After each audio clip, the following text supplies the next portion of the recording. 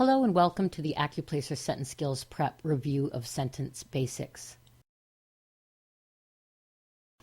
Now, you might remember at one time or another hearing a definition of a sentence that sounds something like this.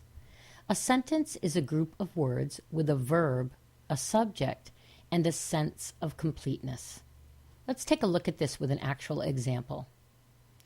Okay, so here we have a sentence, the factory manufactures appliances. The verb is manufactures. That's the action that's happening in the sentence. Factory is the subject. That's the person or thing that's doing the manufacturing. And finally, there's a sense of completeness with this sentence.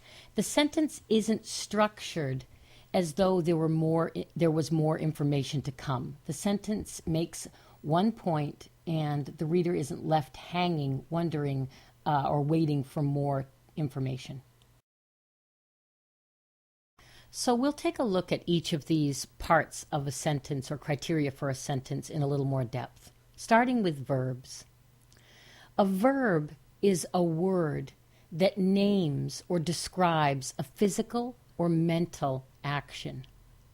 And verbs are key building blocks of sentences. They're essential to convey a piece of information. Some examples of verbs, here are some examples, that name physical actions. These are things that you can observe. Walk, jump, cough, laugh, breathe, smile.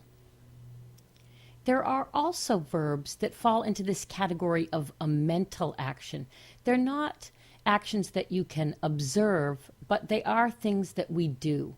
We can do this with our mind or mental action. Think, dream, love, fear, dread, question.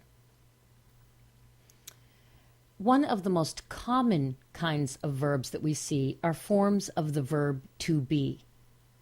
And those are words like is, am, are, and was.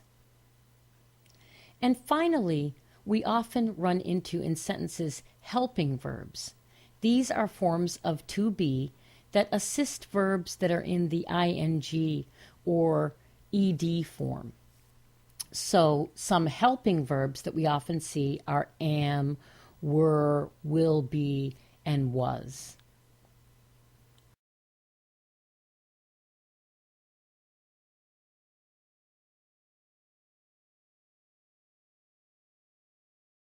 Sometimes we're not sure if a word is actually working as a verb in a sentence. Here's a quick test you can try to see if a word is in fact a verb. Try putting the word he or they in front of it. For example, we could try the word saving. If we say he saving, it sounds awkward, and we know that ing verbs or ing words can't work as verbs by themselves. They need helping verbs. So saving, in this case, is not a verb. So now let's look at dreamed. He dreamed. This works. It's expressing a thought or an idea, and it makes sense. One of the things you have to be careful with ed words is sometimes they're working as adjectives in the sentence. So you want to pay particularly close attention to the context of your sentence and make sure that the main action that you're describing is in fact this ed word. Next we have needs, and needs is a verb describing a mental action. He needs. So needs passes our test, and it is in fact the verb in the sentence. Now we have to try. He to try. And this sounds awkward, and we can tell that what we have right here is an infinitive. It's a verb that hasn't been conjugated yet. So verbs in the infinitive form, that's the to form, are never actually the verbs in use in a sentence.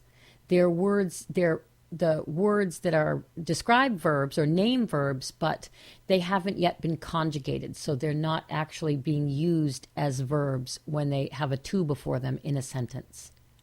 Now we have is painting. And it's true that painting is an ing word, but it has the helping verb is in front of it. So he is painting is fine. It's a complete verb.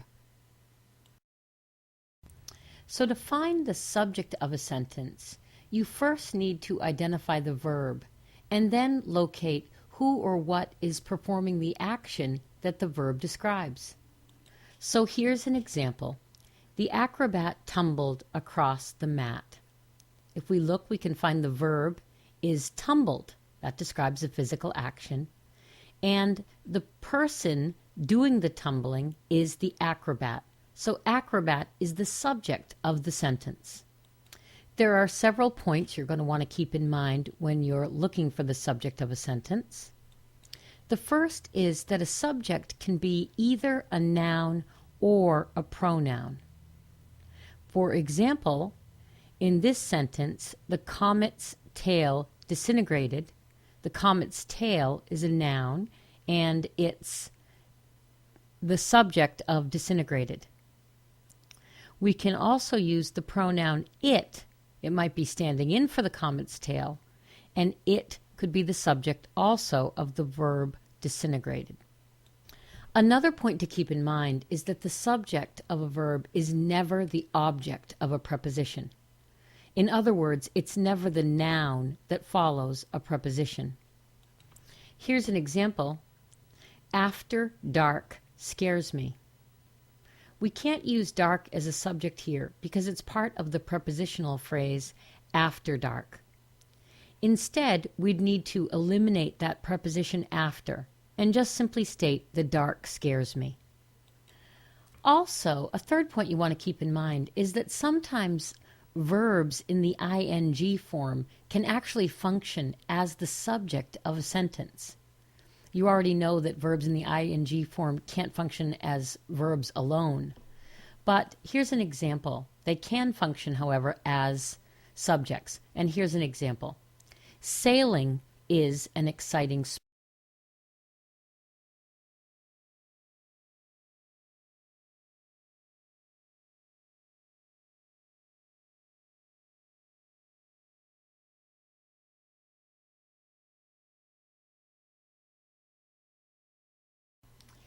Sometimes a group of words has a subject and a verb, but it's structured in a way that makes it seem incomplete, resulting in a sentence fragment. One type of fragment is a group of words with a subject and verb that begin with a dependent word. You want to watch out for relative pronouns like that, which, and who, because clauses beginning with these words are dependent, and a sentence needs at least one independent clause, one subject and verb that can stand by itself. So even though that, which, and who clauses can be added to independent clauses, they can't stand all by themselves as sentences. So here's an example. That the children visited last week doesn't make sense. It can't stand by itself. Which the children visited last week. Again, we have visited and children, but this word which at the beginning suggests more information is coming.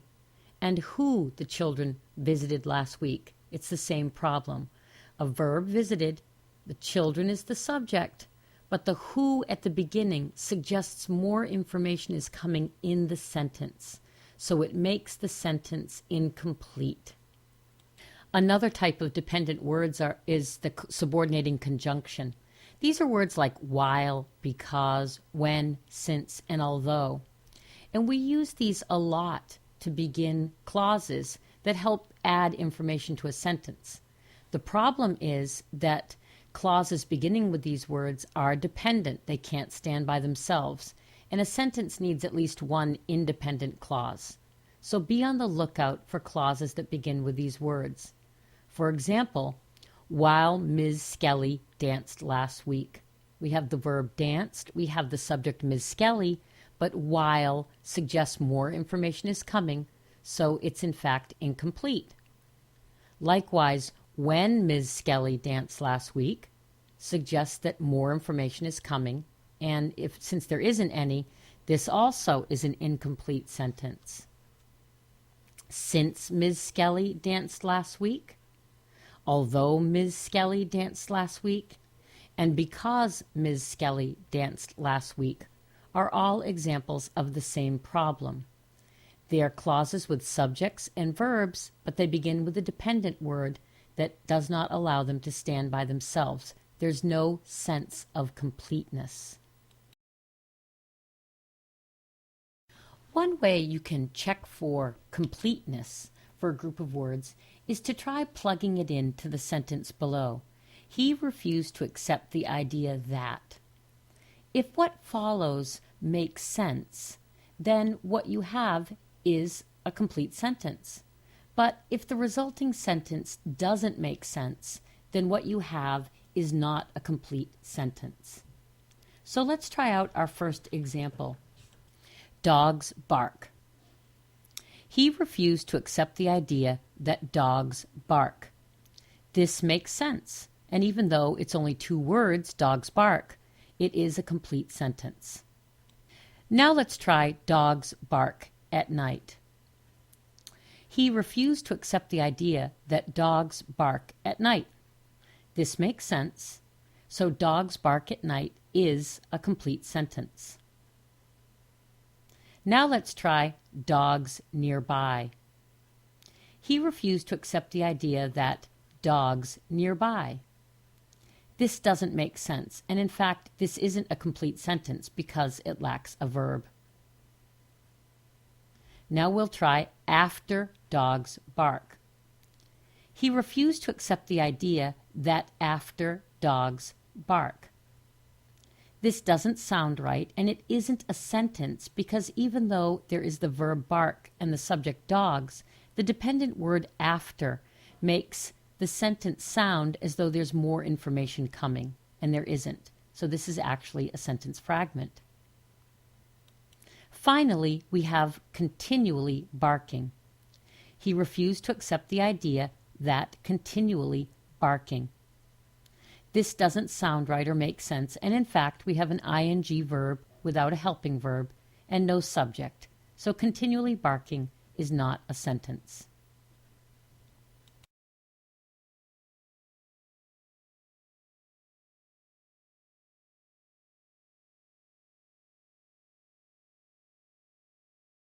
So let's practice what we've just learned.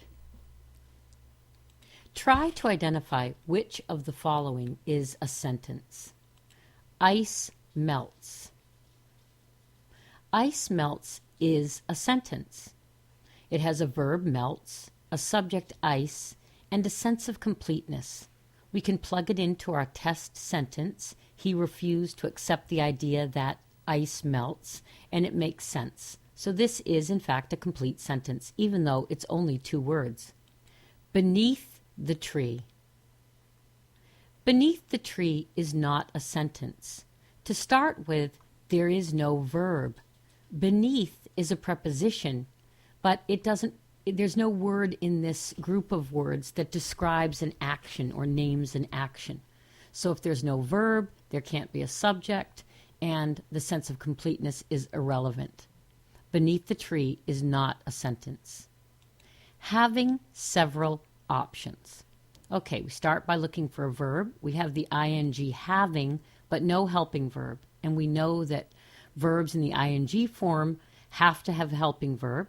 So there is no verb, and there can't be a subject if there isn't a verb. So this is not a sentence. Having several options is not a sentence. Now we have this long group of words, making a point of showing his displeasure. And we might feel like because this is such a long group of words, it must be a sentence. But we start out, as usual, looking for the verb, and we see making, but it's an ing verb with no helping verb. So there's no other word in this group that describes an action, so there's no verb. If there's no verb, there's no subject. So even though this is a long group of words, it is not a sentence. Our last example here is although the recorder malfunctioned. Now, we can find a verb in this sentence, malfunctioned, and we do find a subject, someone or something that's doing the malfunctioning, the recorder. The problem here is there isn't a sense of completeness because that word although suggests that there's more coming in the sentence. Although the recorder malfunctioned, we expect to hear something else. So because we don't hear something else, this is actually a sentence fragment, an incomplete sentence, because it lacks a sense of completeness. To practice or review examples of the types of questions on the Accuplacer, view the Accuplacer Sentence Skills Test Prep Tutorials 1 and 2. You can also learn more about specific types of sentence errors in the Sentence Snarls tutorial.